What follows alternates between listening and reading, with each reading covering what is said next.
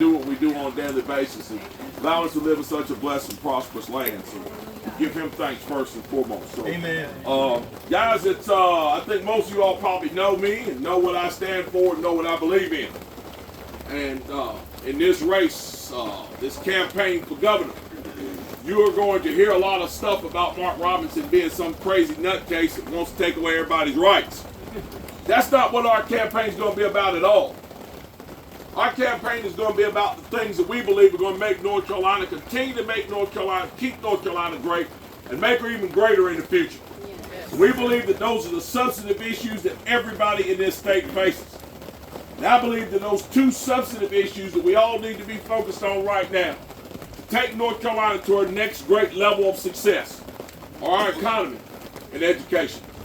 Now let me tell you what I mean by when I say take her to the next level of success. North Carolina's already been on a journey since 2010.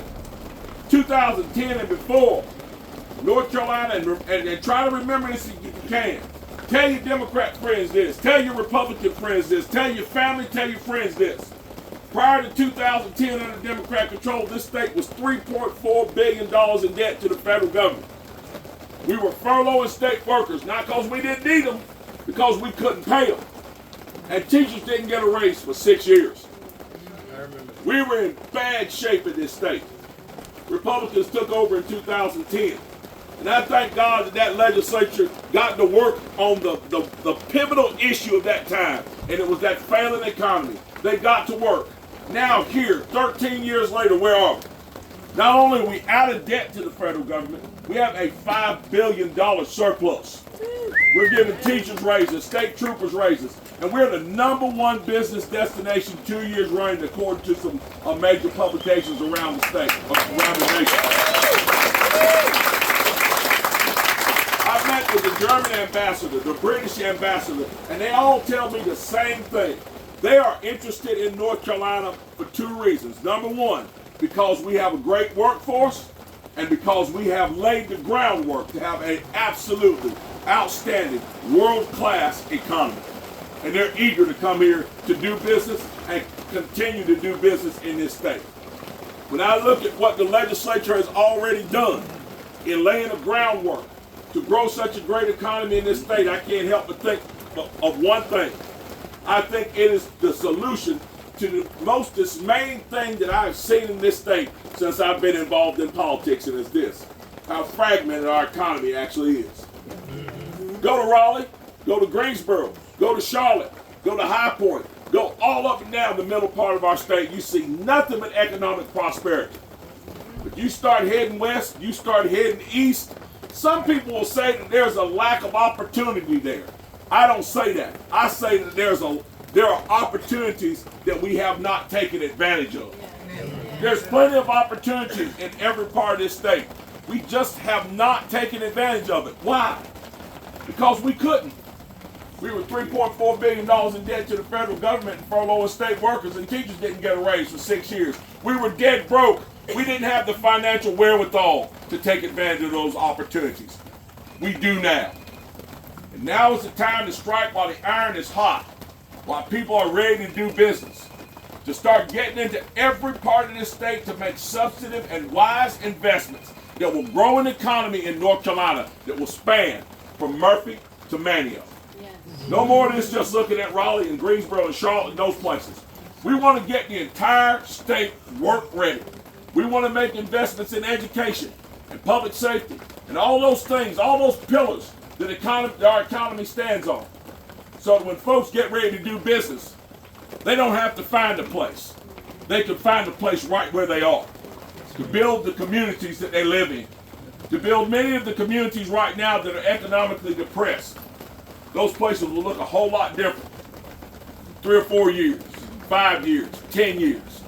I want to be part of a team of people where we can look back 20 years from now, 30 years from now, we can look back and say we were part of the team that started the process that built an economy that spans all across our state. And we can do it. We can do it if we have the right people in the right places to make the right decisions. That means having state agencies that are not agenda driven.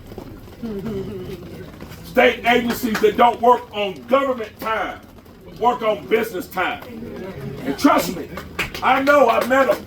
These folks that work inside these state agencies, DOT, DEQ, DHHS, DPS, these folks want to do the right thing. And they're waiting on one thing. Leadership. They're waiting on leadership. That's exactly right. They're waiting on leadership that stands up and makes a statement to the whole team that we don't work for the state of North Carolina, we work for the people of North Carolina, and we're going to act like it. Now, along with that system, along with our economy, we can talk about the economy all day long, how great it is, and how we want it to flourish and all those things. But it will not be sustainable if we don't have a great education system. And right now, North Carolina's education system is in a shambles, folks.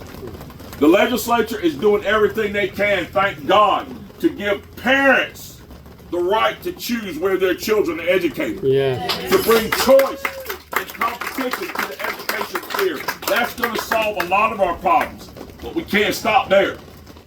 You see, the worst part of our education system in North Carolina is this. There is zero accountability at the top. What do I mean by that? Folks go to the poll and vote for the superintendent, thinking the superintendent's in charge of education. He or she is not in charge of education in this state. They're in charge of an agency called DPI. And inside DPI, which is a huge agency, they can only hire and fire about 12 people. That's it. The power in education lies with the State Board of Education. There are 3 elected members of the State Board of Education. Myself, the Lieutenant Governor, the State Treasurer, and the Superintendent. And here's the kicker. The Superintendent does not even get to vote. Ever.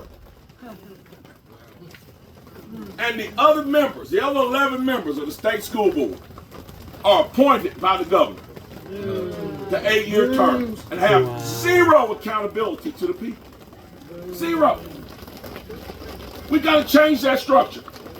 Those folks need to be held accountable by the voters of this state. And I believe that we need to change that. Even if it takes changing our Constitution, it needs to change. Those folks either need to be hired or elected, so that if they fail, they can be fired or voted out of office. Right. Because education's got to be a place where failure is held to account and success is rewarded. Right now, that does not exist in this state. Because we got big things to do in this state. We've got to drive agendas out of our classrooms. They got to go. This indoctrination that we see in the classroom, it's got to go, and it's got to be replaced with classical education. What does that mean? That means, first off, reading, writing, and mathematics. Don't talk to me about history and science if the kid can't read and write. How am I going to teach them about Thomas Jefferson and Paul Revere and the Declaration of Independence and the history of the nation or Martin Luther King if they can't read the words in front of them and comprehend them? How can I teach them about scientific principles if they can't do mathematics? And right now, those are the 3 areas where we are failing the most, our children. I've got a good friend who's an Army recruiter, and he said you would be shocked at the amount of young men and women who are recruited into the United States Army. And before they can go on to advanced individual training, they have to go to remedial reading classes. 2024, and we're having to send our soldiers to remedial reading classes. College students who can't even write a proper paragraph. Coming out of college, not knowing the chronological order of the nation's founding. We're not serving our children well in education anymore because our education is agenda-driven. We got to get back to classical education, reading, writing, and mathematics. Then we got to get back to classes like civics. So our children know the difference between a democracy and a republic. More specifically, a constitutional republic. We got to get back to teaching them history, real history. Not that 1619 project stuff. Right. Real history. Right. We got to get back to getting our children career ready. Remember when we used to do that? Yeah. Remember when we used to have classes like home ec? We should teach children how to write checks and balance checkbooks. Right. We should teach them what credit was and about interest and all those things, so they knew how a capitalist society operates, so they could be successful in a capitalist society. We got to get back to that. We have to get our children career ready. Now notice, I said career ready. I didn't say what? Standardized test ready. Right. EOG ready. SAT ready. Right. And I did not say college ready. Right. Come on now. Career ready. That means when you come out of 12th grade, if you're going to go to a 4-year university, you're ready to go. But look Right. here, I need you to understand something. You're not going there to get drunk and act like Animal House. College is a serious proposition of your time and your parents or the government's money. When you go, you need to have your career on your mind. But you also need to know this as a young person. You don't have to go to a 4-year university. That's right. Because guess what? There's a community college located right in your own community where you can go and come out debt-free with a myriad of great, not jobs, great careers. Right. Trades of all sorts that you can come out that will provide you a lifetime of great opportunities. Guys, we got to open up that world to our children. Give them the skills they need to succeed so when they step into it, they can have great lives. And that's what we got to get back to in education. And I believe that those two things are the things that are going to take this state to its next level. Now, folks will probably ask me some stuff about some social issues. They'll ask me about men competing against women in sports. They'll ask me about men going in the bathroom with women and all kinds of stuff. I've already had those conversations, folks. I've already made it plain to people where I stand on that. The answer to all that is simply one word. No. We're not going to do that here in North Carolina. I don't mind telling you, if you don't like it, don't vote for me. And if I'm elected and I still tell you no and you don't like it and don't want to go along with it, Delta Airlines can help you. They will take you to California and you can go out there and do that all day long. Not going to do it. Not going to happen, Captain, as they used to say. We're going to do things right here in this state. We're going to protect women in sports. We're going to protect them in the bathroom. And we're not going to tear down society. Amen. Because we've been bullied into doing it by a small group of people. Now, I want you to know something about the speech I just gave. I just spent 20 to 25 minutes talking about the economy and education, and about 2 minutes talking about what I just talked about. Tomorrow in the newspaper, I guarantee you, my whole speech. Why? Because the news media refuses to acknowledge one simple fact, and it's this: Republicans and conservatives are right about everything. Here in North Carolina, we're right, and we've led this state in the right direction. From $3.4 billion in the hole to $5 billion to the good. Out in California, look what's going on. State is falling apart. Look what's going on down there. I was just down in Florida. My goodness. If I had to leave North Carolina all of a sudden, I might have to go to Florida. Boy, that state's doing good. Look what's going on in Arkansas there. How they're on the rise. Why? It's not by happenstance. It's because of solid policy that is filled with principles that's yielding a desired result. So don't be ashamed to be who you are. Don't be ashamed to stand up and say, yeah, I'm a Republican, a proud Republican. Don't be ashamed to say you're a conservative. And don't be ashamed to wear that Donald Trump hat and say you want him to be president again in November, because we desperately need it. And the president we got right now ain't worth the journey.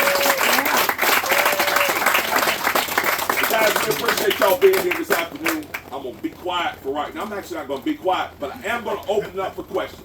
Thank y'all for being here. God bless you. We appreciate you. Thank you so much. You got a question? I'll be willing to take it.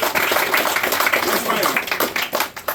Are you open to using paper ballots for voter integrity? Voter integrity. Here's what we need to do. Number one, voter